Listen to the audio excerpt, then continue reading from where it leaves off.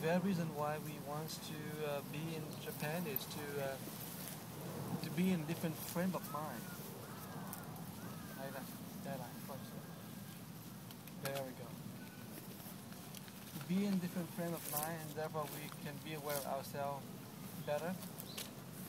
Once we are not in the same kind of water, we always be aware of ourselves better. And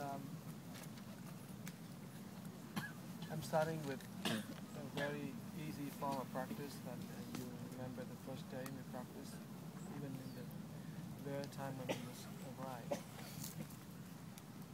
And we start to see a different culture where they maximize the sense of beauty. And at the very end of our trip, we're talking about how that mind is turned out to be very controlling. But the result bring out beauty, and meditation is part of it. And Zen, even it's very small, very small group of people in Japan, that they are profoundly affect the Japanese culture. And the concentration, the focusing practice, the practice of deep reflections, the practice of bringing everything into a focus instead of open up everything, it's manifest into cultures and everything around us. But the point wasn't there. The point is this. In every time of our lives, we always embedded within certain kind of consciousness. When we were very young, we embedded in the consciousness like we call the instinctual embeddedness, where we act instinctually, but we don't know. We grow up a little bit more, and we start to see our instinct. We start to see all these very childish behavior. But then we are embedded within a certain kind of what we call the desires and the very deep yearning to do our own thing, to do our own personal thing. So another form of embeddedness came, and that's very much in the early age of our life. And we have many layers of embeddedness, but one of the very key embeddedness that we have, and that is the embeddedness of institution, we call regulations. But we didn't see that very clearly because we're embedded within it.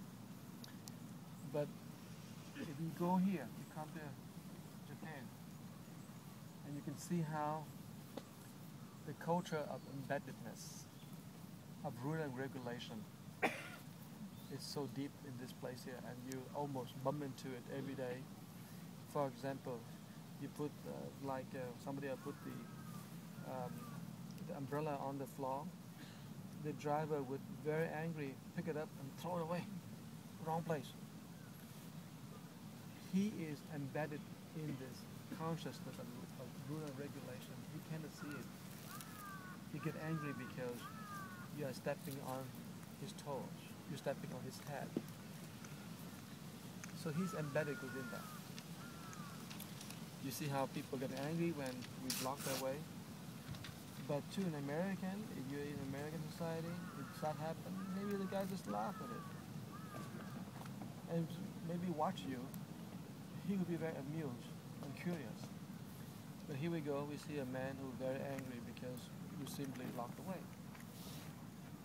And you can see that happen everywhere. You can see it manifest into the construction of garden. Everything is rule and regulation. Every tree had to trim. Every rock had to be right high, right place. All thing is part of our consciousness manifesting. The consciousness of rules and regulation. And people are embedded within it. They found freedoms within that rules and regulation. They function very well and they love it because they're part of that rules and regulation. They don't see the difference. They don't see the world can function differently.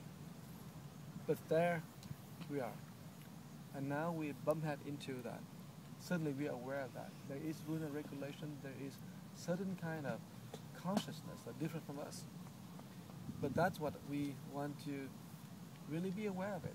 The reason why I'm talking about, because that is deep within the Vietnamese and Chinese and everyone's what we call Asian culture. We take rules and regulation and we follow, we are obedient. We follow the rules, we're obedient to the law, obedient to our parents and our structure. We are also the culture of following the third chakra culture. We're so embedded, we don't see it. But now we have an extreme case of that, and suddenly we see it. We see how people are embedded within it, within that rule and regulation, within that consciousness, within that embeddedness. So when we are embedded, we don't know, and we call it blind spot. Here we go, we have a very huge blind spot. It's a cultural blind spot. It's not a personal blind spot, but a cultural blind spot. It helps people to function well in that culture. They may not function well in the other culture, in other places. You can't do that, right? For example, you see all the students, they are so quiet, and even they walk on the ground, not inside the temple, but they are also very, very, very quiet. They don't laugh, they don't show any kind of like an American school kids. That we just think they are very happy, but these people are not happy. They follow the rules, but they don't say that they don't see that suffering either, because they function so well in that embeddedness. Okay, now let me show